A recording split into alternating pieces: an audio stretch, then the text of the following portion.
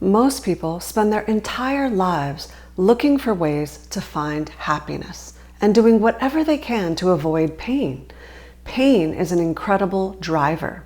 When you finally realize the futility of trying to make your pain go away by looking out there to try to fix it, you begin to open up to the possibility that fixing the pain might need to happen in here.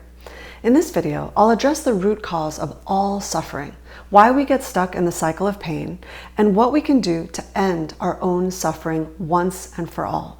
But before I do, if at any point you find that this video is helpful, then please like and subscribe so this information can reach more people who might also benefit from watching. The house of suffering. I absolutely love the simplicity with which Patanjali describes the cause of all suffering in the Yoga Sutras. Ignorance of our real nature. What does that actually mean, and how does that help me stop suffering? Let's think of you and the mental constructs that were put in place for you in which all your suffering takes place like a house. The first layer of the house, the foundation, is what creates the structure of the entire house and is what all of our illusions are based on. Building this foundation gets created through social conditioning. From the moment we come into this physical existence, we are taught all sorts of things, most of which aren't true. Do this, believe that, act this way, not that way. If you want to be happy, do this, and on it goes. The second layer of the house is the framing, the windows, the doors, the floors, the roofs, and most importantly, a protective shield is put in. Once we are taught what to believe and how to act, the framing, the filters with which we see the world become solidified. Identified as this single house, the separate little self, we now have an accumulation of thoughts and stories that frame everything we see. And because we believe we are separate from all that is, we need constant protection from the outside world. Our life now becomes about us and what we need to make it great. Next comes the plumbing. Now we can start moving all this energy around. All of our thoughts and emotions, likes and dislikes, run through the house in response to these external forces. When it gets cold outside, you turn on the heat. When you get hot, you turn on the AC. If you want to feel better, just find the career of your dreams. If you want to avoid pain, go to the movies. Your life continues to be about chasing the wanted and getting rid of the unwanted. Next comes the insulation. Let's reinforce the need for deep inner protection from the harsh conditions of the outside world to make sure things stay just like we like them. Then come all the inner and exterior finishings, and this is how we want the world to see us. Okay, so you get the point.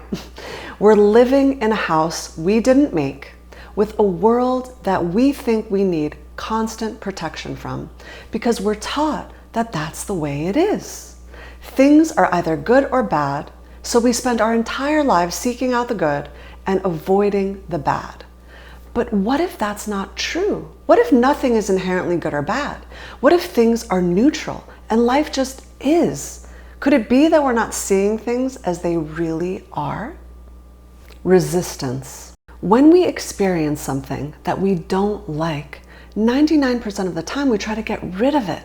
We stuff it down, we dump it on other people, we try to escape it or numb ourselves from the pain we feel. Where do you think all of that gets stored? Inside of you, inside your house. It never ceases to amaze me that every time I work with a client and guide them through the process of letting go of their emotions, they tell me exactly where that emotion is being held in their body. What's just as fascinating is that as the emotion changes, so too does the place it's being held in their body. Isn't that incredible? Our bodies are storage units for our unwanted emotions. Instead of learning how to let them go, we ignore them, try to fix them, or run away from them in the hopes that we'll find relief. If that were true, then why are so many people still so miserable? Resistance to what is what causes all of our suffering. When we suffer, we have become attached to our illusions, attached to the stories in our minds. We become masters of fighting against what is. That is what's causing all your pain. Life just is. Life was happening before you got here and will continue to happen when you're gone. The choice to not be disturbed is yours. You always get to choose how you want to respond to life, how you want to relate to life. Why not now? We either carry around our past with us everywhere we go, or we carry around the potential future. And in doing so, we're living every moment somewhere else. Where are you? And what aren't you facing? When you check out by identifying with your thoughts, you become blind to the life that's happening right in front of you. When we face our fears, we realize they're just illusions. We were just simply misunderstanding everything, looking through warped filters.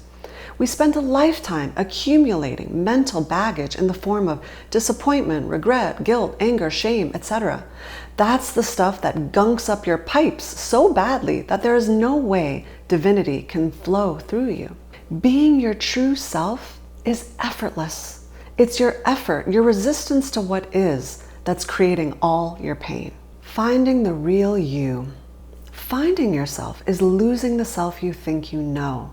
The process of cleaning out your house, getting rid of the clutter, letting go of old stuff that you don't want anymore, unclogging your pipes, and taking out the garbage is no different than the purification that needs to happen in your mind.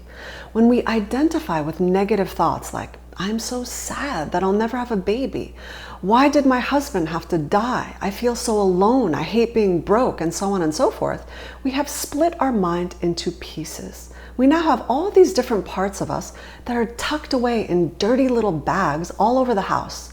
So we never have to deal with them again. But guess what? After a while, that garbage starts to stink.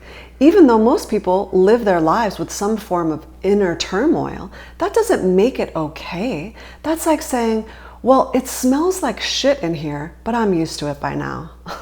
We accept turmoil. We accept being disturbed. That's not our natural state. Our natural state is one of peace. Life as it is. The spiritual path is a process back to wholeness through purification. When you purify your mind, you purify the source of all your suffering. It doesn't happen overnight, but if you keep going, eventually your house gets clean. It's important to realize that you don't need to live in an ashram or fast for 40 days and 40 nights to find liberation. You just need to continually let go of everything that's bothering you. As the negative emotions come up, sit with them, feel them, notice them, let them run their course, and they'll leave you. When you shed light on the parts of you that you don't want to look at, by using your awareness without judgment and without attaching to your thoughts, the garbage goes. Every moment of your life is an opportunity for you to catch yourself in resistance to what is and practice letting go. When your mind is united and cleansed of all illusion and all the things you thought were you are gone, you experience divinity. You realize that you were there all along, perfect as can be. I love you all so much. Until next time, remember to let go. Let go of trying to be anything other than the truth of what you are.